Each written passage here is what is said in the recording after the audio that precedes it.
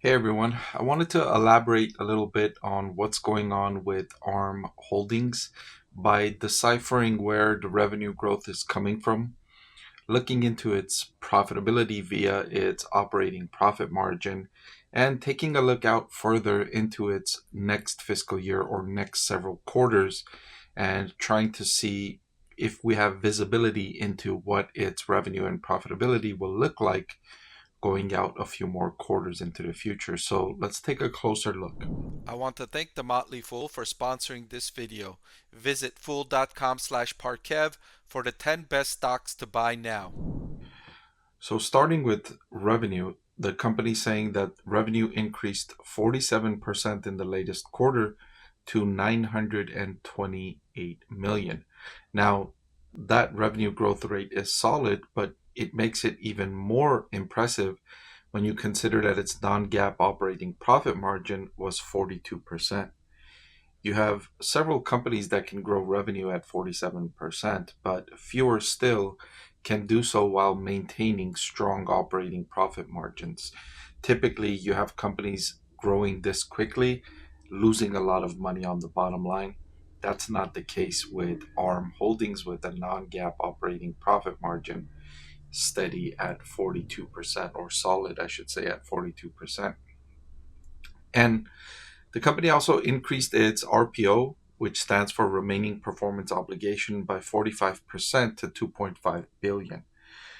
Recall that remaining performance obligation is likely to turn into revenue over the next quarters and years.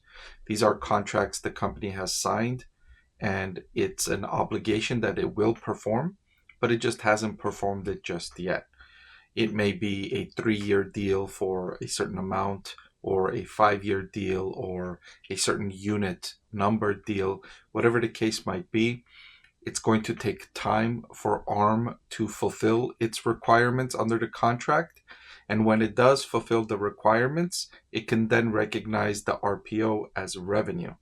So this will eventually turn into revenue. And so seeing solid growth here and a backlog of 2.5 billion is a nice indicator of what future revenue will look like for ARM Holdings over the next few years. Now, one of the drivers for growth is its ARM V9 adoption, its latest technology. It's upgraded from the V8, and now the V9 is driving more higher prices. And then on top of that, it's gaining more unit adoption, more units at higher prices, and partly driven by recoveries in smartphones where ARM has a strong position, and then it's increasing market share in automotive and hyperscalers. Hyperscalers are cloud service providers like Amazon Web Services, Microsoft Azure, Google Cloud. These are hyperscale companies, and ARM's gaining more traction there. In fact, it said that the latest chip from Alphabet is using ARM's latest technology, and that's gaining wider adoption as well. So it's gaining market share in different segments while its core strength is in smartphones.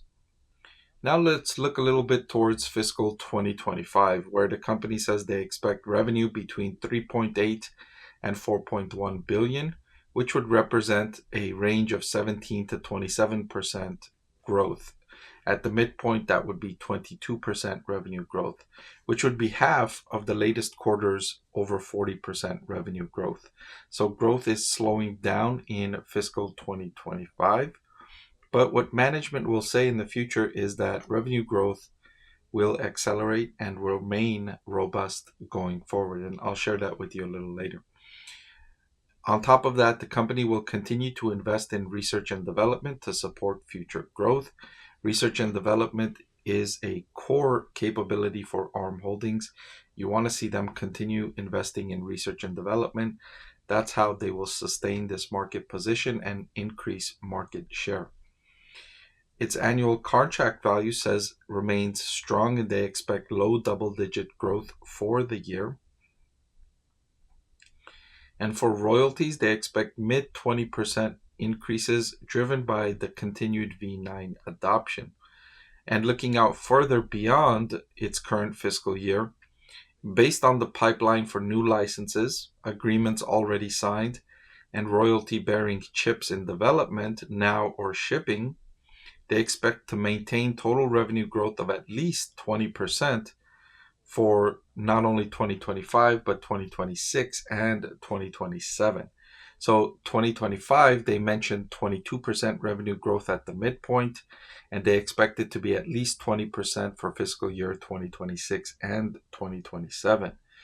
Now, coupled with its robust operating profit margins, that's going to lead to nice profit gains for ARM Holdings if it turns out as expected for them over the next 3 fiscal years. That includes fiscal year 2025, 2026, and 2027.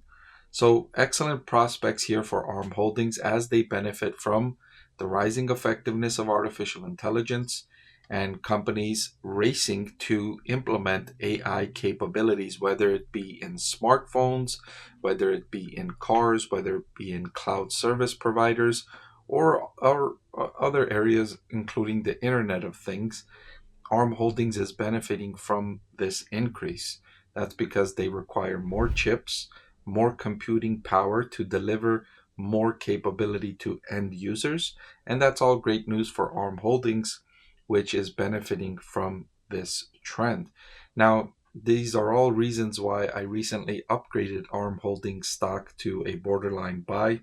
I had it on the sidelines as a hold because the stock price was so expensive compared to its prospects. Its prospects were great, but the stock price was trading at expensive valuations that I felt were too rich. And recently, the stock valuation has retraced and it's not so expensive anymore. It's trading at a forward price to earnings of 57.8, which is a lot more attractive given that the company is expected to grow revenue by at least 20% for the next 3 years, or I should say roughly 20% for the next 3 years, and it operates in a non-operating profit margin of greater than 40%. I like that combination. That should lead to excellent earnings per share growth, which should lead to excellent gains for ARM Holdings. Now, we just looked at the next 3 years.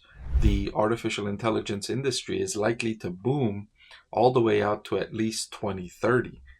All the way out to at least 2030. The spending worldwide in this category is expected to exceed 1.8 trillion by 2030. That's up from around 200 billion in 2023. So this industry is ripe for expansion. More and more companies are spending more and more money on these capabilities, and that's all going to lead to excellent growth for ARM Holdings, and it should be for ARM Holdings stock investors as well. Did you know that over 90% of the people that watch my channel are not subscribed? It'll really help support my channel if you hit that subscribe button. And oh, by the way, one of the benefits of being subscribed is that I take requests from subscribers more often than I do from non-subscribers. So if you prefer that benefit, please subscribe to the channel.